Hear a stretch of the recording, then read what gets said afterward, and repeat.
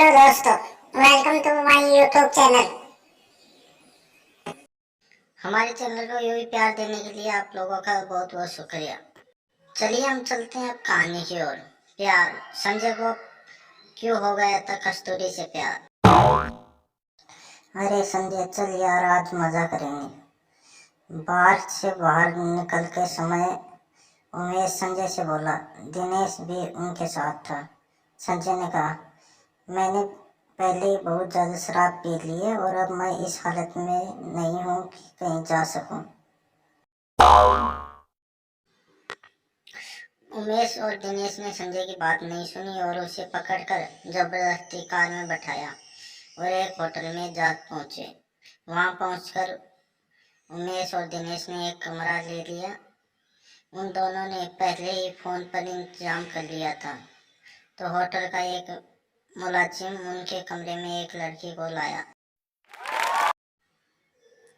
उमेश ने उस मुलाजिम को पैसे दिए। वह लड़की को वहीं छोड़कर चला गया। वह एक साधारण लड़की थी। लगता था कि वह पहली बार इस तरह का काम कर रही थी, क्योंकि उसके चेहरे पे घबराहट के भाव थे।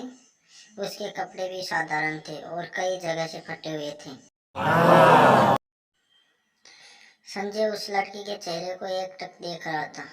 उसे उसमें मासूमियत और घबराहट के मिले जुड़े भाव नजर आ रहे थे, जबकि उमेश और दिनेश उसको केवल हवस की नजरों से देख रहे थे।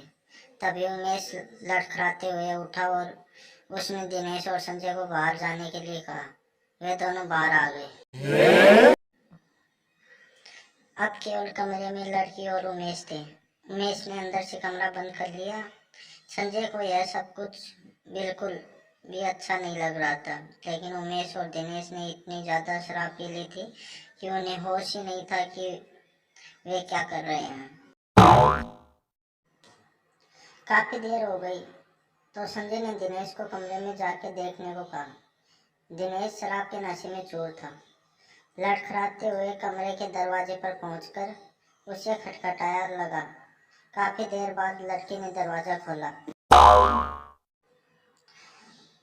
उस लड़की ने दिनेश को कहा कि उसका दोस्त सो गया है, उसे उठा लो। नशे की हालत में चूर दिनेश उस लड़की का बात सुनने के बजाय पकड़कर उसे अंदर ले गया।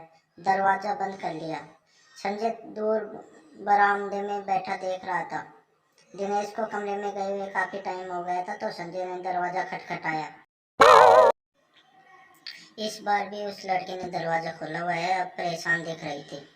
उसने संजय की तरफ देखा और कहा, बाबू ये लोग कुछ भी नहीं कर रहे हैं और मेरा पैसा भी नहीं दे रहे हैं।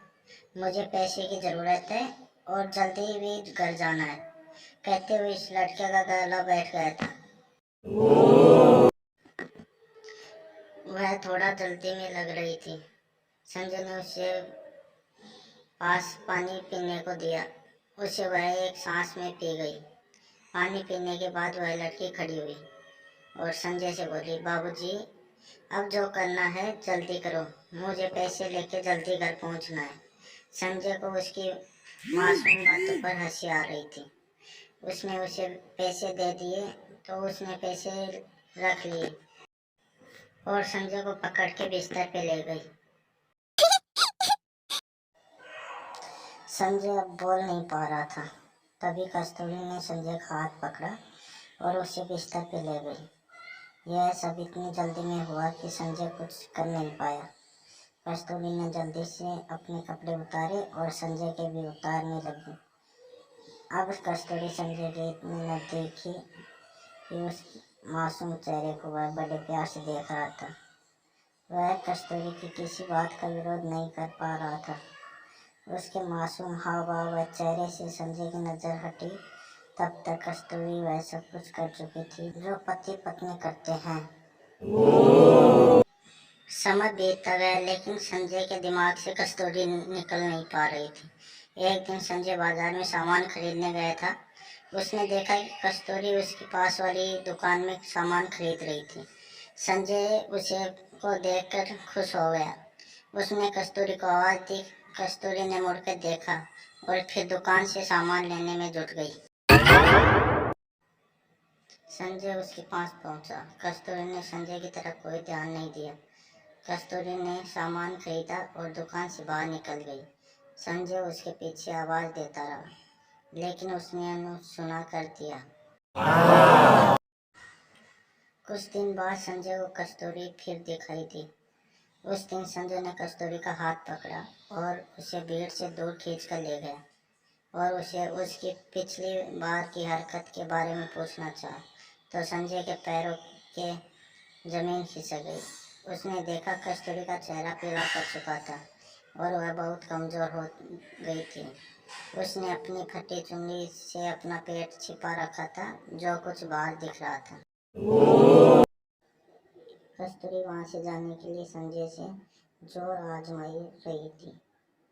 संजय ने किसी तरह उसे शांत किया और भीड़ से दूर एक चाय की दुकान पर बैठाया। संजय ने गौर से कस्तूरी के चेहरे की तरफ देखा तो उसका दिल बैठ गया।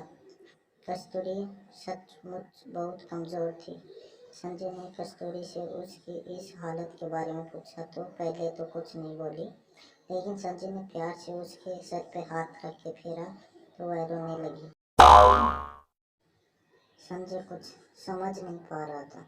कस्तूरी ने अपने आंसू पोंछे और बोली, बाबू, मेरी ये हालत उसी दिन से है जिस दिन आप और आपके दोस्त मुझे होटल में मिले थे।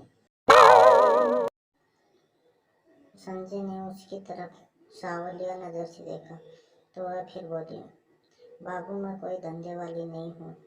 मैं उस गंदे नाले के पास वाली कच्ची चौपड़ में रहती हूँ। उस दिन पुलिस मेरे भाई को पकड़ के ले गई थी क्योंकि वह गली में चरस गांजा बेच रहा था। उसे जमानत पर छुड़ाना था और मेरे माँ बाप के पास पैसा नहीं था। अब मुझे ही कुछ करना था। मैंने अपने पड़ोस में सबसे पैसा मांगा, लेकिन किसी ने नहीं दिया। थक कर मैं बैठ गई तो मेरे मौसी बोली कि इस बहरम जमाने में कोई मुफ्त में पैसा नहीं देता। मौसी की यह बात मेरे समझ में आ गई। मैं आप और आपके दोस्तों तक पहुंच गई। कस्तूरी ने कहा, बाबू, यह जानकर आप क्या करोगे? यह तो मेरी किस्मत है। संजय ने फिर जोर दिया तो कस्तूरी बोली, बाबू, उस दिन आपके दिए गए पैसे से मैं अपने भाई को हवालात से छुड़वा लाई। तो भाई ने पूछा कि पैसे कहाँ से आए। मैंने झूठ बोल दिया कि किसी से उधार लिया है। थोड़ी देर चुप रहने के बाद फिर बोली, बाबू, सबने पैसा देखा, लेकिन मैंने जो जिस्म बेच के जान को अपने शरीर में आने दिया तो उसे सब नाजायज कहने लगे और जिस भाई को मैंने बचाया था वह मुझे धंधे वाली कहने लगा और मुझे मारने लगा। वह मुझे रोज ही मारता है। यह सुनकर संजय के कलेजा का खून सूख गया। इस सब के लिए वह खुद को कसूरवार मानने लगा। उसकी आंखों में भी आंसू झलक आए थे। बाबू, इसमें आपका कोई कसूर नहीं है। अगर मैं उस रात आपको जिस्म नहीं बेचती तो किसी और को बेच लेती। लेकिन बाबू, उस दिन के बाद मैंने जिस्म किसी और को नहीं बेचा। यह कहते हुए वह चुप हुई और कुछ सोच के बोली, बाबू, उस रात आपके अच्छे बर्ताव को देखकर मैंने फैसला लिया था कि मैं आपके इस प्यार की निशानी को दुनिया में लाऊंगी और उसी सारे जिंदगी गुजार दूंगी, क्योंकि हम जैसे गरीब लड़कियों को कहाँ कोई प्यार करने वाला जीवन साथी मिलता है। इतना कहकर कस्तूरी का गला भराया। वह आगे बोली, बाबू, यह आपकी निशानी है और मैं इसे दुनिया में लाऊंगी, चाहे इसके लिए मुझे मरना ही क्यों ना पड़े। इतना कहकर वह तेजी से उठी और अपने घर की तरफ चल दी। यह सुनकर संजय जैसे जम गया था। वह कहकर भी कुछ नहीं कह पाया। उसने फैसला किया कि कल वह कस्तूरी के घर जाकर उससे साथी बात करेगा। वह रात संजय को लंबी लग रही थी। सुबह संजय जल्दी उठा, बदहवास सा कस्तूरी के घर की तरफ चल दिया। वह उसे महल के पास पहुंचा तो एक जगह बहुत भीड़ जमा थी। वह किसी अनहोनी के डर को दिल में लिए भीड़ को चीर कर पहुंचा तो उसने जो देखा जैसे उसका दिल बाहर निकलने की कोशिश कर रहा हो। कस्तूरी जमीन पे पड़ी थी। उसकी आंखें खुली थी और चेहरे पे वही मासूम मुस्कुराहट थी।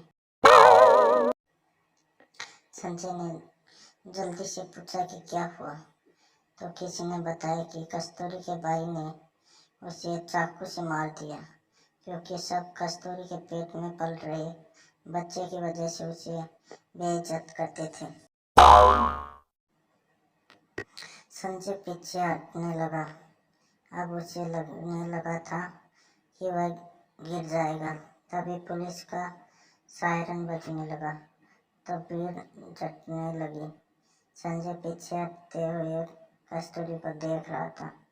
उसका एक हाथ अपने पेट पे था और शायद वह अपने प्यार को मरते हुए भी बचाना चाहती थी।